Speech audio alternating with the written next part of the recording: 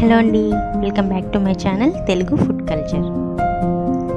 ఈరోజు నేను మీకు కమ్మగా పుల్లగా ఎంతో టేస్టీగా ఉండే కంద చింతకాయ పులుసుని ఎలా తయారు చేసుకోవాలో చెప్తాను. దీని తయారీ కోసం అరకేజీ కందని పొట్టు మొత్తం తీసేసి మీడియం సైజ్ పీసెస్గా కట్ చేసుకుని కుక్కర్లో 3 విజిల్స్ వచ్చే వరకు ఉడికించాలి. అలాగే కొన్ని చింతకాయల్ని ఈ విధంగా ఒక గిన్నెలోకి తీసుకుని ఒక హాఫ్ గ్లాస్ వాటర్ యాడ్ చేసుకుని పొయ్యి మీద మీడియం ఫ్లేమ్లో 7-8 నిమిషాల పాటు ఉడికించుకోవాలి. ఇలా చింతకాయలు బాగా సాఫ్ట్గా ఉడికిపోయిన తర్వాత నార్మల్ వాటర్ని ఒక గ్లాస్ యాడ్ చేసుకుని పక్కన చల్లారబెట్టుకోండి.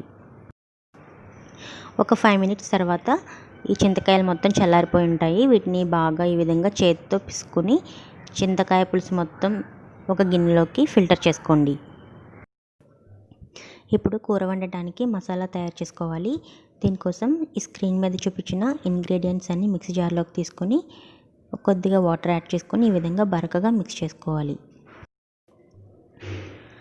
తర్వాత ఇందులోకి చిలికలుగా కట్ చేసుకున్న ఒక 2 మీడియం సైజ్ ఉల్లిపాయలని యాడ్ చేసుకుని స్మూత్గా పేస్ట్లా గ్రైండ్ చేసుకోవాలి.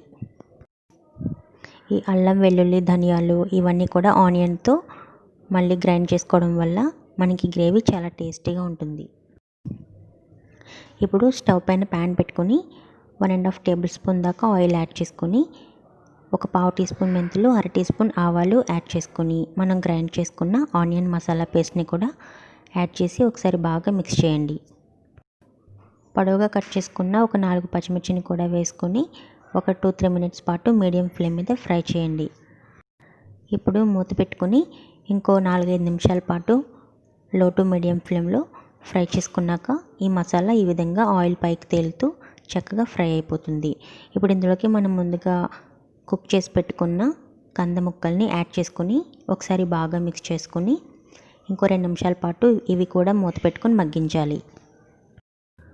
ఆల్రెడీ మనం కుక్కర్లో ఉడికించేసాం కాబట్టి 2 మినిట్స్ పాటు కుక్ చేస్తే సరిపోతుంది. ఇప్పుడు రుచికి తగినంత ఉప్పు కారం యాడ్ చేసుకోండి. నేను ఇక్కడ కల్లుప్పు యాడ్ చేస్తున్నాను. దీనివల్ల టేస్ట్ చాలా బాగా వచ్చింది.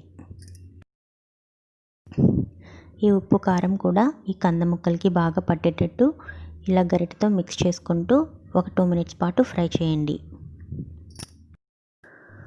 తర్వాత ఇందులోకి మనం రెడీగా పెట్టుకున్న చింతకాయ రసాన్ని యాడ్ చేసి ఒకసారి బాగా కలిసేటట్టు మిక్స్ చేసుకోండి.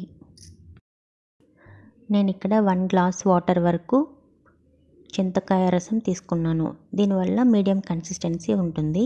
మీకు ఇంకా పలుచగా కావాలంటే ఇంకొంచెం వాటర్ యాడ్ చేసుకోవచ్చు. ఇలా పులుసు కొంచెం ఉడకపట్టిన తర్వాత కొంచెం తరిగిన కొత్తిమీరని యాడ్ చేసుకొని మిక్స్ చేసుకోండి. దీనివల్ల ఈ పులుసుకి చాలా మంచి ఫ్లేవర్ వస్తుంది.